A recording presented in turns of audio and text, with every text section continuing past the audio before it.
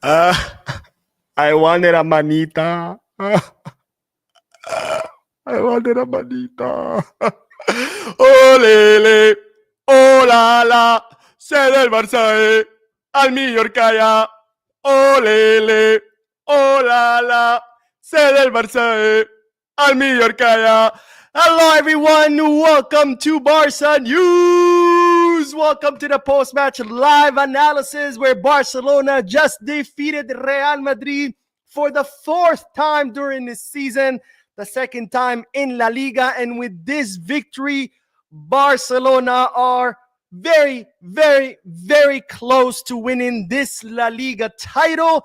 A Barcelona that had to make a comeback after being down 0-2. A Barcelona that had to fight against a corrupt refereeing system in La Liga because, ladies and gentlemen, today we saw a robbery in broad daylight. These referees are absolutely shameless.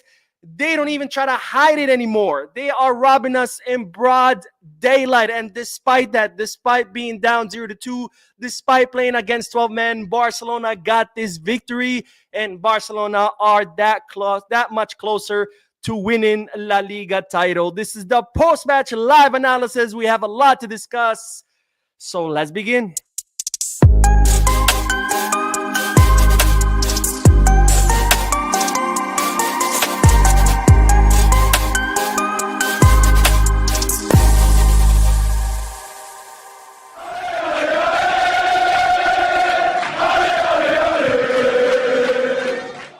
Hello everyone, welcome to the channel. My name is Mo, and this is the post-match live analysis where we analyze Barcelona matches as soon as they end, and where I also get to interact with you lovely people in the chat section. Today we are analyzing Barcelona's victory against Real Madrid in El Clasico match, the fourth victory by Barcelona against Real Madrid, winning, of course, the season 4-0, 5-2, 3-2, and today 4-3, which should have been actually 5-2, and which could have been even a bigger difference had we been a little bit more accurate in front of the goal. Now, today, ladies and gentlemen, history was made. Today, history was made because Hansi Flick has become the only coach in the history of the club to win 4 out of 4 Clasico matches in La Liga, and today is also historic because today Barcelona won against 12 men because today we were robbed. We were robbed in broad daylight, and the ironic thing is that right before today's match, I think it was yesterday,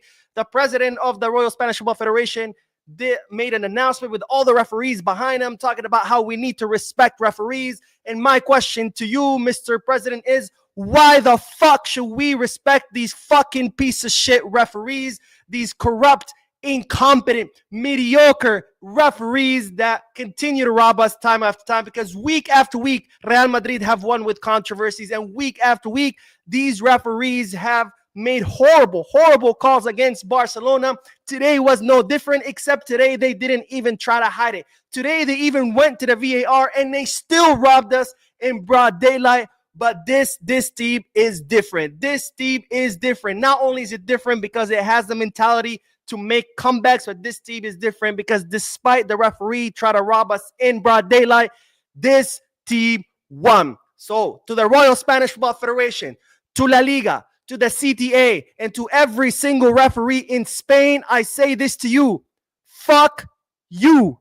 Fuck you and fuck you. I'm fucking tired of these guys, but fuck the referees. Let's talk about the match itself, because today, ladies and gentlemen, we saw one hell of a Clasico match. And a Clasico match that had it all. It had a comeback. Another comeback by Barcelona. Barcelona down 0-2, and they come back to win it 4-3. We saw 2 goals ruled out for Barcelona. We saw 2 goals ruled out for Real Madrid. We saw a double by Rafinha. We saw a triple of assists, or a hat-trick of assists for Ferran Torres, a hat-trick of for Kylian Mbappe, who right now, he's probably can't believe himself. He's probably pulling his hair, except he doesn't have any hair. But Mbappe is probably flipping out right now because he came to Real Madrid to win it all. And not only is he not going to win shit, he has to carry this small, mediocre, average team on his back. And despite doing everything that he could, his team still lost. Mbappe must be flipping out. Meanwhile, PSG are in the final of the Champions League. What an incredible El Clasico match. We are going to talk about the refereeing, of course, but let's talk about the match itself, because today Barcelona started the first half a little bit worrying. They were making a lot of mistakes. They were losing a lot of balls. They weren't accurate with their passes. And there comes the oldest story in the book. Mbappe hand-to-hand with Wojciech Szczesny, and Wojciech Szczesny does what he does best. Another penalty in favor of Real Madrid, which, by the way, that whole play had a little bit of doubt for me because there could have been a potential offside there, but of course, they didn't show us the replay. Why would they? It was clear from the day that they assigned Hernandez that this match was going to go this way, that the referee was going to do everything in his power to rule against Barcelona. But nonetheless, Wojciech Szczesny does what he knows how to do best, causes another penalty kick, and yet people want to tell me that Wojciech Szczesny is better than Ter Stegen. And for those people, I say, what are you smoking? What are you drinking? Because you must be doing both. It's usually one or the other, but you must be doing both if you think that Szczesny is better than Ter Stegen. But anyways, Real Madrid 1-0, and a few minutes later, after Barcelona continued to lose the ball in stupid ways, after Barcelona continued to make inaccurate passes, comes Real Madrid's second goal, which was a clear foul on Lamine Yamal. That goal should have been ruled out, but of course, Hernandez doing what he does best, rob Barcelona and favor Real Madrid. The same referee that Real Madrid TV told us before the Clasico match that he was a Barcelonista. I mean, you got to have some balls to be Real Madrid TV and claim that Hernandez, the most Madridista referee alongside Gil Manzano, is somehow going to favor Barcelona. But whatever. Real Madrid 2, Barcelona 0. And like I say, this team does not give up. This team has the mentality of a champion. This team has the fighting spirit of a champion. And there comes our hero, Eddie Garcia, once again starting the comeback, scoring the 1-2. Then comes Lamine Yamal's beautiful goal, 2-2. Then comes Rafinha's double, 3-2, and then 4-2. Hat trick of assists by by Ferran Torres, a double by Rafinha, and we went to the halftime 4-2. Now in the second half, the team once again came out a little bit asleep. I think they got a little bit too confident. They thought, oh well, we're up 4-2. This Real Madrid ain't shit. And don't get me wrong, ain't shit, but it's still Real Madrid. You cannot count Real Madrid out until the referee has blown the whistle. And that was yet another mistake by Barcelona, a mistake that we've seen time and time again, where the team becomes overconfident, where the team reduces their intensity, where the team relaxes. And what happened? Well, it cost us another goal, 4-3, and things became to look a little bit tight. Now, then comes the penalty kick, a clear penalty kick in favor of Barcelona. Ferran Torres shoots the ball, a goal. Look at this. I don't even have to say anything. Look at this fucking picture. Tchouaméni blocks the ball, a ball that's headed to goal. And yet, not only does the referee say it's not a penalty kick, the VAR calls him, he goes to see it, and he still says that it's not a penalty kick. Someone please explain this to me. Because this is not the first time. Not only did we get robbed against Inter Milan with the clear penalty against Lamine Yamal, but even in the Copa del Rey final, there was a clear penalty kick on Ferran Torres where Rudiger kicks his leg from under him. Nobody even checks it. And today they actually checks it, and they still say it's not a penalty kick. But of course, the robbery was not going to stop there.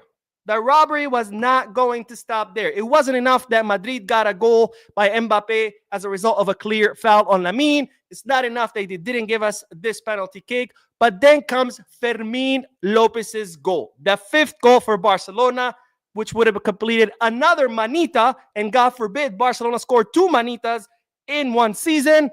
And the referee decides to rule it out because the ball hits Fermín López in the hand. Now, let me explain the rules to this fucking referee, who I'm sure he knows it, but decides to ignore it. Does the ball hit Fermín López's hand? Yes, it does. But then Valverde regains control of the ball, which becomes a new play, and then Fermín López gets the ball back and scores the 5th goal. Right there, that goal should have not been ruled out. That goal should have not been ruled out, and that's why I say this match should have been 5-2 because Fermin Lopez's goal should have counted. Mbappe's second goal for Real Madrid should have not counted because it was a clear foul on Lamine Yamal, and this match could have been 5-2. It could have been even more because Rafinha missed two clear shots in front of goal. It could have easily been 7-2, but it is what it is. It's 4-3. Very important victory for Barcelona, a victory that puts us very, very, very close to winning La Liga title because right now Barcelona are 7 points ahead of Real Madrid with only 3 matches left. And if Barcelona win against Espanyol, the next match, which will be the Catalan Derby, this team will be the champions of La Liga, which would be pretty funny because we would be repeating history because the last time we won La Liga, we also won it against Espanyol. We also won it in their stadium. So Barcelona have a chance to repeat history, win this La Liga title against Espanyol in their own stadium. Hopefully this time their fans don't repeat the same thing, invade the pitch and try to hurt our players because let's not forget, the derby was supposed to be played without fans because everything they've been doing, throwing lighters at Real Betis, throwing a cup that hit a referee in the chest against Villarreal. But let's not get ahead of ourselves. Barcelona still have to play that match. Barcelona still have to win that match in order to win this La Liga title. Of course, I don't want to celebrate the win because, again, it's not over yet. We're 7 points out of Real Madrid. It's going to be almost impossible for Real Madrid to come back because they're going to need 8 points because if Real Madrid gets 7 and matches in points, we still would win because we have won 2 El Clasico matches against them. Plus, there's a 5-goal difference in La Liga. You know, we scored 8 against them. They scored 3, so it's a 5-goal difference. So Real Madrid would need 8 points to beat us. It's going to be an incredibly difficult for them. And, of course, Barcelona have a very, very good chance at winning this La Liga title. Now, I do have to say one thing. I said this to my friends in the group text, but I said after today, there are several clear lessons, but the first one is that there are 4 certain things in life. It's death, it's taxes, Vinny crying after every single refereeing call, and Kylian Mbappe being caught offsides against Barcelona because today Mbappe scored 2 more goals, both of them ruled offsides. That's to add to the long list of offsides he's been caught in against Barcelona. And my question to this to Mbappe, has no one trained you how to be onside? Because, and this is the thing, people like to talk about Lewandowski this, Lewandowski that, but one thing you'll never see Lewandowski do is being caught in such obvious offsides or even ever. Like if you go back and watch the whole season, I think Lewandowski's been caught maybe in 1, 2 offsides because that's one of the qualities of an elite striker. Not only can you score goals, but shit, you're expected at least to be onside to try to score the goal. Mbappe doesn't seem like anyone taught him how to be onside today. 2 more goals for him canceled because of offside position. But joking aside, of course, there are a couple of things that I want to say, a couple of things that have been reinforced today. First of all, is that this Real Madrid is a small team. And you can tell me, oh, the 15 Champions League, blah, blah, blah, all that bullshit. This Real Madrid is a small team. And I say this because their plan was clear from minute 1 of the match. Their plan was park the bus, hope the opponent makes mistakes, and then give the ball to Mbappe because the other 10 players are worthless. Well, maybe not 10, 9. I think Courtois, he is a great goalkeeper. But this Real Madrid is a small team. They play like a small team, park the bus, hope for mistakes, and give it to the one guy who's doing everything because everyone else is non-existent. Vinicius Jr., the Ballon d'Or, the guy who got robbed by the Ballon d'Or, whose numbers are worse than Rafinha and Lamine Yamal, but yet he was robbed by the Ballon d'Or, non-existent. The only thing that Vinny did today is what he does best. Cry and cry and cry like a little bitch. That's what he does best. If they gave Ballon d'Ors for little bitches, he would win it every single year from here until his retirement. Jude Bellingham, where was he? I didn't see him on the field. Did you guys see him? Because I sure didn't. So this Real Madrid is a small team. The same Real Madrid that they told us in the summer that not only does Barcelona have to get ready, but the whole world has to get ready because they signed Mbappe. You know, in El Chiringuito, they were saying there was no way that Barcelona can stop this Real Madrid because if somehow, some way you stop Vinicius, there comes Bellingham. If you manage to stop Bellingham and Vinicius, there comes Rodrigo. If you somehow, by miracle, stop Rodrigo, Vinicius, and Bellingham, there comes Mbappe. And therefore, they were going to win it all. They ain't going to win shit.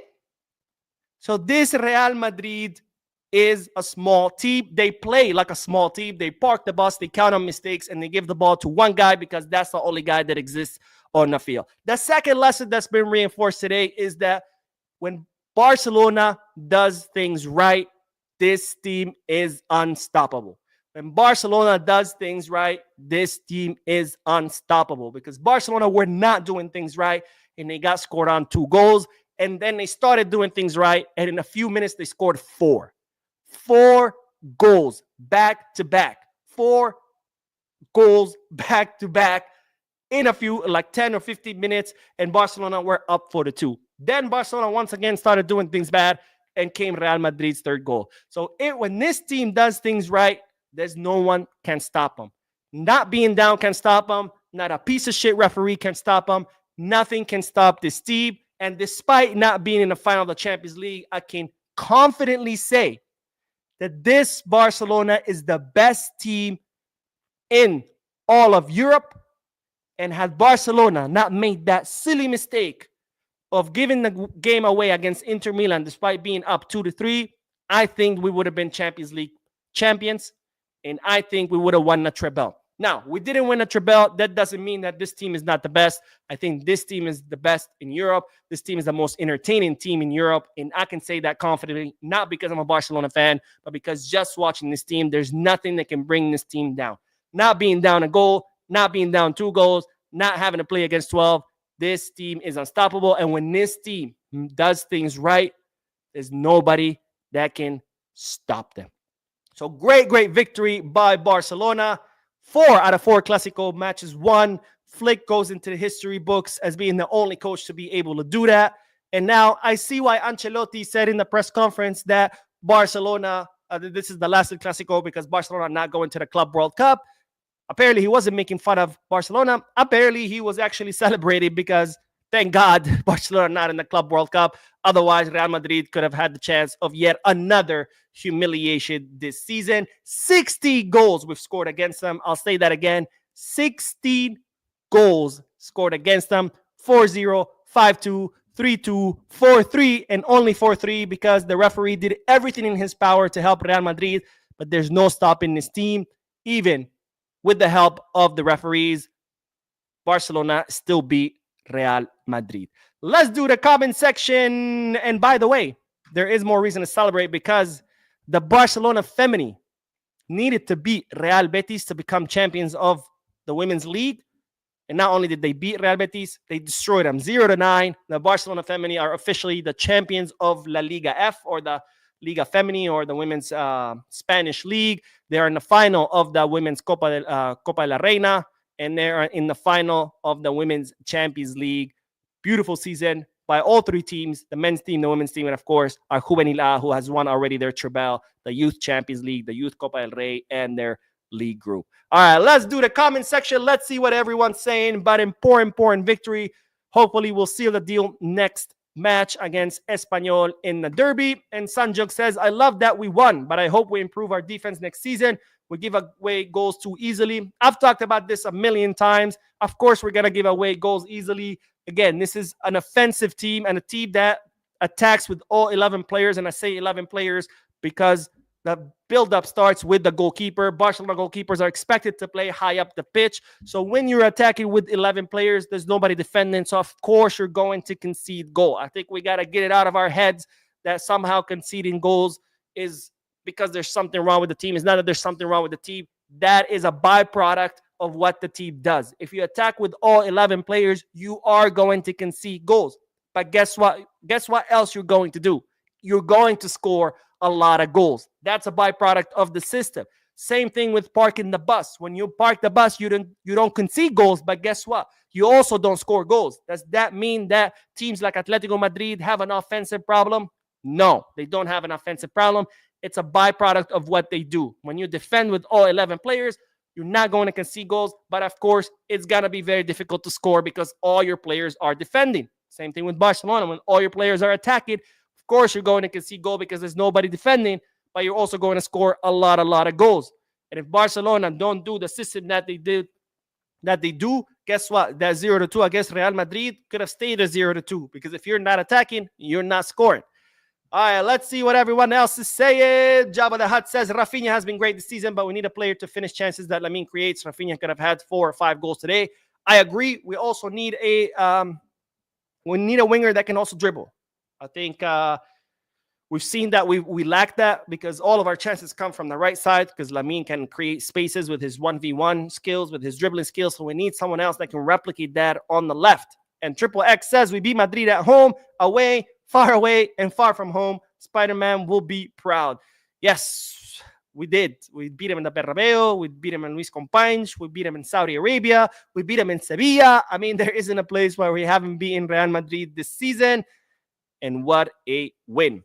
Carlos Vega says, beautiful football. Pedri can dribble around an entire swarm of bees. Vinny's a clown. Ferran can't link up with Coutinho, and Lamine, bro, took the shot when he should have passed, and Fermin is a stud. 100% agree with you. I think Fermin is an incredibly underrated player. And did you guys see that play where Pedri had the ball and ran circles around Bellingham? And yet somehow, some way, the retarded Madridistas want to tell us that Bellingham is better than Pedri.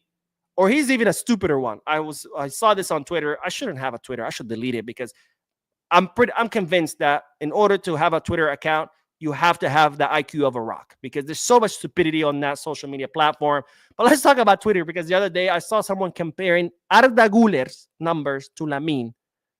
Now, they included the numbers from the Turkish league. So right there, that's prime Madridista stupidity to think that Turkish league numbers can be compared to La Liga. But anyways, they're comparing the numbers of a player who's much older, who scored a lot of goals in Turkish league, and saying that Arda Güler is better than Lamine.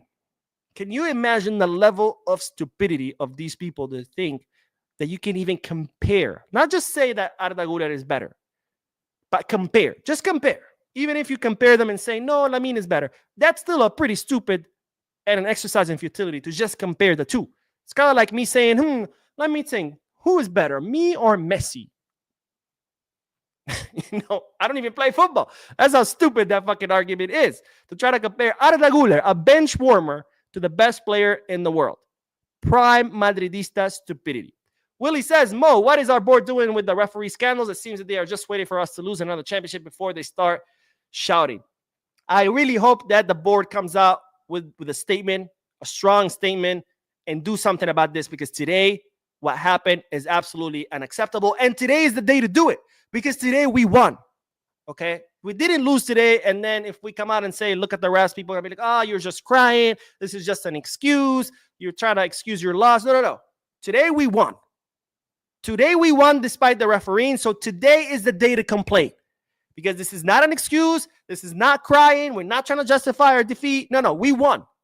So today is the day to come out and say enough is enough. Fuck these referees.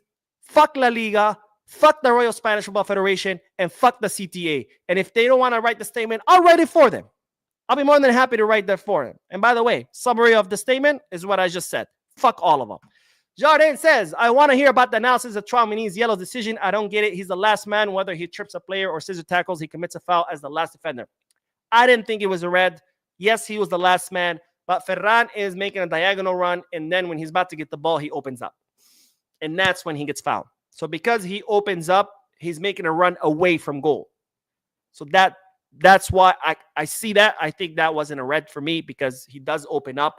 And that, of course, leaves a room for another defender to either intercept it or either way, he's still making a run away from, or not towards goal, but like towards the back of the goal. So I think that's why the referee didn't say it was a red. I agree. But, of course, the referees is still a piece of shit. LOA Gamer says we need Frimpong and we need to work on defending again. Now we are conceding way too much. We don't. I'll talk about conceding again. I don't want to repeat myself, but yes, Frimpong would be a nice addition. Amar Behavi says Mbappe dive instead of giving him a yellow card. The VAR gives onside Bellingham an offside. Tell me it is not rigged. Yeah, that offside was definitely to save Mbappe's ass because that was a clear dive. I mean, Frankie de Jong's foot wasn't even close to where Mbappe was. And honestly, I should be happy, and I am happy, but I'm also really fucking pissed because what the referee did today is cause for that referee never to ref another match in his life, not even Little League, nothing. Jordan says, Mo, how the fuck do you think they're going to defend Chamonix's booking? He is the last man for Madrid and commits a foul. I just explained it is because Ferran opens up. Had Ferran kept running towards goal, that could have been a red, but Ferran starts to open up, so that's why. Carlos says, if we have learned one thing with this team is that we simply can't rule this team out when we are behind and get used to not worrying if we are behind. Yes, 100% agree with you because we were down 0-2 and I was not even one bit worried. I was calm and serene like the ocean after a storm.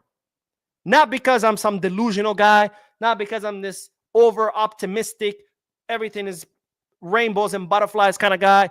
No, because this team has given me that serenity where I know that no matter how down this team is, no matter how bad the referee is, this team will pull through.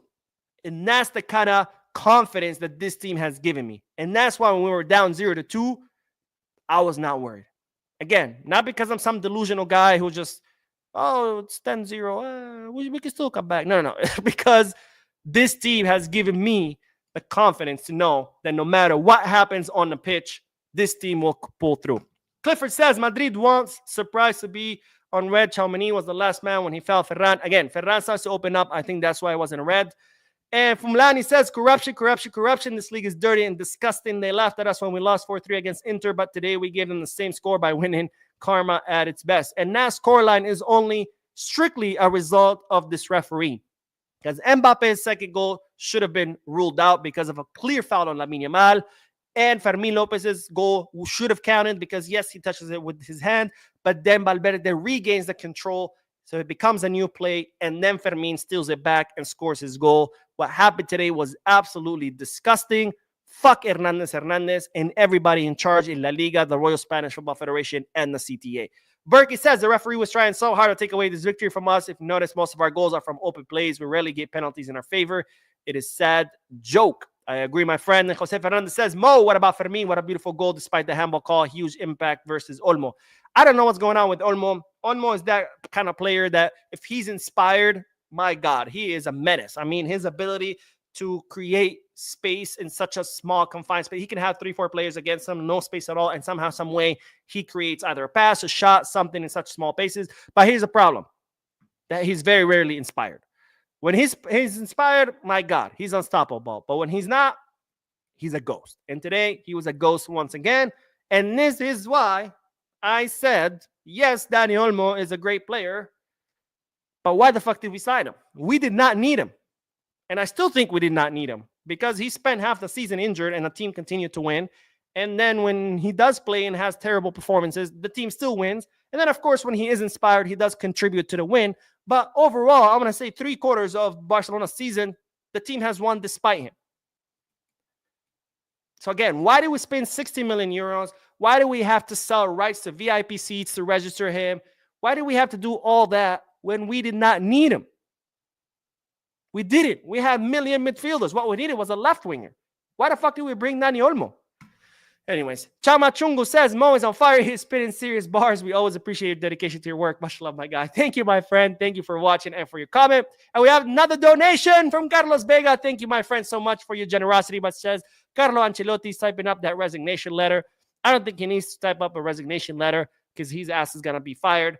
I think what he needs to be typing up is his resume. He needs to update his resume because there's no way he's going to be coach next season. The only way that can happen is if Xabi Alonso, who's expected to become the new Real Madrid coach, somehow, some way says, you know what, fuck this. I don't want to deal with Vinicius Junior's tears. You know, I like to wear a lot of silk and suede, and if it gets wet, he's going to ruin my clothes, so I don't want to deal with Vinicius, and he says I'm going to go somewhere else. That's the only reason, but even then, Real Madrid would probably look for someone else, unless somehow, some way, Xabi Alonso does that like super late in the market where, well, I guess the market doesn't really matter for coaches, but I just don't see Ancelotti staying. The only chance is, again, if nobody accepts the job and Real Madrid will be stuck with him. And even then, I can see them promoting someone from maybe Real Madrid Castilla, which I don't really follow, so I don't even know who their coach is. Not that I care. Their academy is an absolute shit show. They're trying to tell us that Asensio is somehow as good as Cubarsí or even better. I mean, I guess if you want to, live in Delulu land, sure. But in reality, no, he's not even close. So like man says, ESPN people won't be able to sleep tonight. All of them with the exception of Luis Garcia, Vizcarra says, yeah, 100%. I mean, just like the referees are no longer trying to hide how they rob us in broad daylight, ESPN FC or ESPN in general, ESPN Plus, all those clowns, they don't even try to hide their bias towards Real Madrid. And it's absolutely disgusting because they carry out themselves as this like neutral media outlet. They're just here to cover sports. And it's like, you're not. And just be honest about it. If you were honest about it, that's fine. Me, for example, my channel is called Barca News. My logo has a Barcelona crest on it. I am wearing a Barcelona hat. My jersey is a Barcelona jersey. I make it very clear. This channel is pro Barca. Everything I'm going to say here is pro Barca. I'm not going to come to you and be like, oh, guys, I'm the most unbiased person in the world. No. And by the way, I see that all the time. People are like, oh, Mo, you're so biased. Well, duh. The fuck do you expect? It's a Barca news channel. Of course I'm not biased. I'm biased in favor of Barcelona. So just be honest about it. ESPN, just come out and say, ESPN Plus, the home of Real Madrid. If you did that, nobody would be mad. People would be like, all right, cool. They're a Real Madrid channel. That's fine. Whatever. But when you carry out yourself at this neutral, unbiased channel and all you do is talk shit about Barca and favor Real Madrid, it's like, nobody's going to take you serious because you're fucking lying to us. Nobody wants to be lied to. But anyways, and yes, I am biased. It's called Barca News. Stop with those stupid comments. Tunde says the referee is a mess because he did think the handball for us was a penalty, but he canceled our fifth goal in handball even after Valverde won the ball back and Lopez collect the ball from him. 100% agree with you, my friend. But again, they're not even trying to hide how they rob us in broad daylights. And Mad Hasudan says, we were 2 minutes away from a UCL final and chance of a treble. Trebles makes me sad. Couldn't sleep that night. Just thought over and over again what could have been. Anyways, proud of our team, Barca for life. It was definitely a painful loss because we were so close. And not only that, but because we deserved to be there, right? This is not like previous seasons where you're like, all right, I hope the team goes far. But deep inside, you know, we're not going anywhere because this team is shit. Whether it was under Valverde, Setien, Koeman, Xavi, or even last season when we were in the quarterfinals, you were like, yeah, we're in the quarterfinals. But deep down, you knew we're there by the grace of God, not because somehow Barcelona was a team that deserved to be in the quarterfinals. No, but this time we actually deserve to be in the semifinal. We deserve to be in the final. And to lose, that hurts more. Because in previous seasons, you expected it. You're like, eh. Even when, I don't know if you guys remember that Liverpool, the 3-0, and we went to Anfield. And I remember telling my friends clearly, I'm like, if Barcelona played the same way, we're going to get eliminated. And my friends were like, what the fuck you talking about, bro? We won 3-0. We're going to win there. We don't even have to win. We just got to hold on to the result. Like, you're a hater. You're being negative. I'm like, no. Because Barcelona won 3-0, but they played like shit. And lo and behold, they played like shit again. Liverpool made a comeback. This was not the case, right? This was a case of that Barcelona were the best team in Europe. They made it to the semifinal because they were best team in Europe. They deserve to be in the final because they're the best team in Europe, and it didn't happen. And that's why I think it was extra painful. But nonetheless, the silver lining is that this team is very young. This team can be dominant for the next 10 years. This is not the Barcelona of Valverde or Setien, where you're like, okay, we have Messi, but everyone around him is falling apart. They're old, they're slow. You're like, we need Messi to save us. No. This is a team where they're all young, and they're going to be dominant for the next 10 years. This is like Pep Guardiola's Barca, where we had a young Messi, a young Iniesta, a young Xavi, a young Buzi, a young Piqué, and you knew these players are great right now, but they're also going to be great for the next 10 years because they're young. And this team is even younger than that team. So yes, it hurt, but don't forget, this is only the beginning. These players are only going to get better. Individually speaking, they're going to get better because they're going to keep growing, gaining more experience, and getting better. This team as a whole is going to get better because they're going to spend more time playing together, and the more time you play together, the better you become, like Inter Milan. That's a 3-year-old project as versus ours, which is the first season.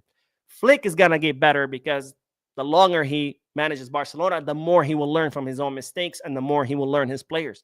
And with the right reinforcements, this team can get better. So this is only the beginning. Yes, it sucks to be eliminated out of the Champions League, that we have many more seasons to try to win the Champions and win a treble. Let's see. Alistair says, I wonder if I ever have this problem with referees will ever be dealt with, because if it continues, it can only be detrimental to football. I hope it gets dealt with. As a football fan, La Liga at one point was the best league in the world, and now we're the third best league in the world. The Bundesliga, even the Bundesliga has surpassed us. A one-horse race has surpassed us. A league where you know every season who's going to be the champion before it even starts have surpassed us. And this is one of the big problems. First, there's the financial fair play that has caused that all talent to migrate away from La Liga, and the officiating, because this is an absolute fucking joke. Imagine someone who's watching a first El Clasico match of his life and sees this kind of shit. How are they going to want to watch more matches? And we've seen it in the results. This is not, by the way, some hypothesis that I'm coming up with or some assumption. We've seen it. La Liga's viewership has been on the decline season after season after season. And with the decline of viewership, there comes decline of money, and it's just a spiral from there. Because if there's no money, no one's watching, no players are going to want to come. If no players don't want to come, less viewership, less money, less players want to come, and it's a vicious, vicious fucking cycle.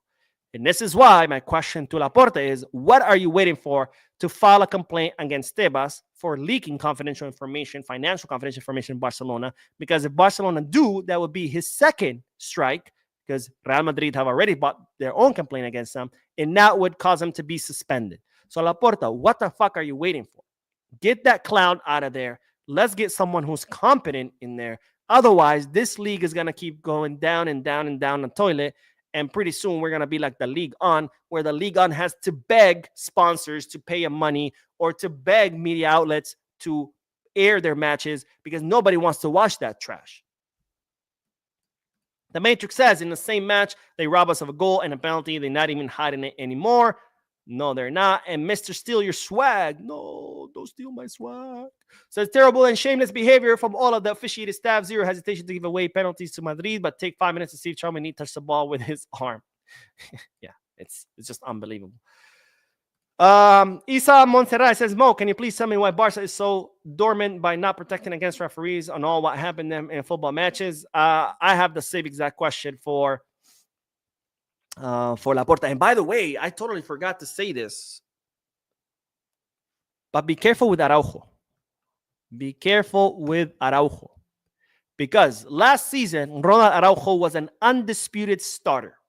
He was the number one center back, even ahead of Pau Cubarsí. This season, he got kicked down to third place with Íñigo and Pau Cubarsí clearly ahead of him. They're the two starters. He's the third center back. And today, Pau Cubarsí feels discomfort, is subbed out. And who does Flick bring in? Andreas Christensen, a guy who's been out of action for 9 months. Now, to be fair, it could have been the yellow card because Araujo did get a yellow while he was on the bench. So it could have been that. But at the same time, Íñigo Martinez was playing with a yellow the whole time. So we don't know. It could have been the yellow card, and that's why Flick brought in Christensen over Araujo. But if it's not the yellow, be careful with Araujo, because if that's the case, that means Araujo just dropped to fourth position in maybe even fifth, because we've seen Eric Garcia start matches ahead of him. Now, Eric Garcia has been playing as a fullback, but still. So be careful with Araujo. He's going to have to do a lot of thinking. You know, we know the reports that Araujo's going to be meeting with his Asian family, everybody, Deco, to try to figure out what the next step is. But the Matrix says, in the Copa, they rob us of 2 penalties. In this game, they rob us a goal and a penalty. The whole world watching. 100% agree with you, not to mention the Champions League. It's like they rob us everywhere we go. But this is the brilliance of this team. That not only can this team mount comebacks, but this team can win despite robbery after robbery after robbery. And this team, despite not winning the treble, I think this team will make the history books for their resilience. Because even Pep Guardiola's Barca didn't have to face such adversity. And this team is winning despite that adversity. And this team is a historical team for everything they've been able to do on the field. Martin says, we're just the best team in the world this season, no matter what the ref can do. That Inter Milan game was really, because we really deserve to be in the final, but that ref anyway, representing Zambia. Thank you, my friend, for your comment. And Mad Hastan says, Eric Garcia and FDJ should stay now after the performance in the biggest game of the season. Mo, what is your assessment on Gerard Martin? Should Barca keep him as Balde's sub or buy a new fullback? I really like Gerard Martin today. I think Gerard Martin has vindicated himself, because he had a bad match against Madrid in Copa del Rey final. He had a bad match against Inter Milan in the first leg of the semifinal. Then comes the Real Valladolid match. He has a brilliant performance. I think 2 assists, 3 assists, 1 assist. He had an assist. And then comes the second leg of Inter Milan. I think 2 assists in that one. He had a little bit of a rough start during the first half, but after that, Gerard Martin had a really good game. In fact, Flick spoke really well about Gerard Martin during yesterday's press conference. And then today, another good performance by Gerard Martin. By the way, that shot from outside the box, had that go in, whew, that would have been one hell of a goal. Unfortunately, he still lacks, the quality to someone to compete with Balde. But I think he's a valid option to rest Balde. In match, we've seen that Gerard Martin against mid-table and bottom-table teams is a star. Against tougher teams, not so much. He does the job. He does it adequately. But he's no Balde, right? So against smaller teams, I think he's a valid option to have him play against smaller teams and rest Balde and then bring in Balde for the important matches. So I don't know. Now, if we can bring someone like Frimpong, of course. I'm not going to say, no, Frimpong, let's keep Martin. That'd be pretty stupid. But if we can't sign anyone, I think he's a valid option against smaller teams, right? But anyways, Jose Fernandez says, I truly hope Andreas Christensen works under Flick. Right now, I prefer Andreas over Araujo. Again, it looks like Flick might too, because he brought him ahead of Araujo. Again, it could have been Araujo's yellow card because he had a yellow while he was on the bench. But right now, it looks like, if it's not the yellow, it looks like Araujo just dropped to 4th position in the center back lineup. Now, we do have 3 more matches: Espanyol, Villarreal, Athletic Club Bilbao. I think those matches Flick can test out Christensen.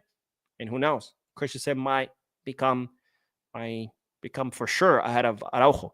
Alex says midfield will be stacked next season as we will have Pedri, Frankie, Olmo, Gabi, Fermin, Casado, Bernal, Fernandez brothers. Well, one of the Fernandez brothers is going, it looks like he's considering leaving. So we don't know yet. Peter Banks says we should be in the final of the Champions League. Huge robbery. Agree with you, my friend. But that's football, unfortunately. Sometimes it's cruel to us. And Steve, who's a member of the channel, says, I'm so happy for my Barca. I am happy too for Barca. And Steve says, I got great team, Barcelona. Amen, my friend. And Pelo says, no Araujo, no problems, no loss. And Mantamanti says next season we will have Prime Ter Stegen back. Amen. By the way, I hope today you noticed that Szczesny is not better than Ter Stegen. I hope that was left clear because I had so many people tell me Szczesny is better than Ter Stegen. Like, no, Szczesny's a great option B for when Ter Stegen is injured, sure, but he's not better. I hope that was clear today. Ross says, Salams Mo, good game. Hey, how much do we win money-wise when it comes to all these trophies we win in? Like, how does it help us financially? Obviously, if you win La Liga, everybody in La Liga gets a chunk of the TV rights, and it goes from the first team making the most all the way to the bottom team making the least. So, obviously, winning, we do get more money than, let's say, finishing second. Copa del Rey, we had an extra 1.2 million for winning. Besides, I think it was 6 million to just participating and making it to the final. Champions League, I think it was 117 million for making it all the way to the semifinal. I can't remember how much the Spanish Super Cup final was, but don't worry. I will be making a video going over the numbers because obviously the more you win, the further you get in competitions, you make more money, and that's all money that you did not expect to win. So that's money that's exceeding your forecast, and that's important because our forecast stated that we were only going to make 6 million in profits, but that wasn't accounting with all the money that we made from making it to the semifinals of the Champions League or for winning La Liga or winning the Copa del Rey or winning the Spanish Super Cup, right? So all that exceeds our expectations. So the more money you make, the bigger your profit is. But there's also the losses. We also had losses we didn't expect. Of course, Camp Nou. We thought we were going to be back in the Camp Nou. We didn't go back to the Camp Nou, and that was a huge, huge loss. Hopefully, the money that we made that we didn't expect to make, hopefully it's a lot more than the money that we lost that we didn't expect to lose, and therefore Barcelona will hopefully have a bigger profit margin than what they initially forecasted at the beginning of the season. I know that was a convoluted answer, but I hope it helped. Let's see. Dex says we will get to see Haaland in Barca in this universe. Probably not. I mean, actually not, probably not. Most likely not. Obviously, nothing is impossible in football, but no. I mean, we can't afford Haaland. He just renewed. Had he not renewed, I would be like, maybe Haaland waits for his contract to expire and comes to Barca, seeing how great Barca is doing. But the fact that he renewed with Manchester, I just don't see it. I mean, he could still want to leave despite renewing, but of course, Manchester City are not going to say, okay, yeah, you could leave for $2, 2 chickens and a goat. No, they're going to want 100+ million euros, something that Barcelona cannot pay. And Norman says the ref should be banned. 100% with you. I think after today's performance, this ref should never be allowed to ref a single match ever again. Not even Little League. I wouldn't even let him ref. I came across a YouTube video once. It was like a doggy football. It was literally little dogs running around and they have the ball. I wouldn't even let him ref that, because I wouldn't trust him with even that. Joe says Barca should get Adeyemi. And Snappy Vice says, let's get the Spanish Trebel home. And finally, Lucky Okoli says, Mo, what's going on with Jonathan Tah? Jonathan Tah is negotiating with Manchester United. Sorry, Bayern Munich. And Barcelona have told Pini Zahabi, his agent, hold on. Please slow this thing down. We want to see what's going to happen with Araujo. Because Barcelona wanted Tah, but then with so many CBs, they were like, all right, we're going to wait till summer, see what happens with our center backs. If someone leaves, we'll sign him. If not, we can't sign him. Right now, it looks like Araujo could be leaving potentially. So Barcelona are like, hold on, wait, let's see what happens with Araujo. If Araujo leaves, we'll sign you. If not, not. But Tah just said that he's going to announce his next move pretty soon. And pretty soon is too soon for Barcelona. And Hart, my man Hart, the guy who created the intro for this channel, says Real Madrid is Barca's bitch this season for sure. 100% for you, 100% agree with you, my friend. 4 out of 4 Clasico matches, a historical record for Hansi Flick, the only coach to do that in Barcelona. And with that, let's end this live. Let's celebrate. Let's celebrate Barcelona's victory. 4 out of 4 Clasico matches, 7 points ahead of Real Madrid with 3 matches to win. And now Barcelona have the chance of becoming La Liga champions during the derby against Espanyol, potentially being able to repeat history of our last time that we won La Liga, where we did win it against Espanyol in their stadium. So now we have a chance of repeating that. Congratulations to all of us culés on this victory, this very hard-fought victory, a victory that we had to come back from behind, a victory that we had to fight against 12 men because this referee was clearly out to get us. Enjoy the rest of your day. I will be making news videos later tonight, so I will see you in those videos. Visca Barça now and forever.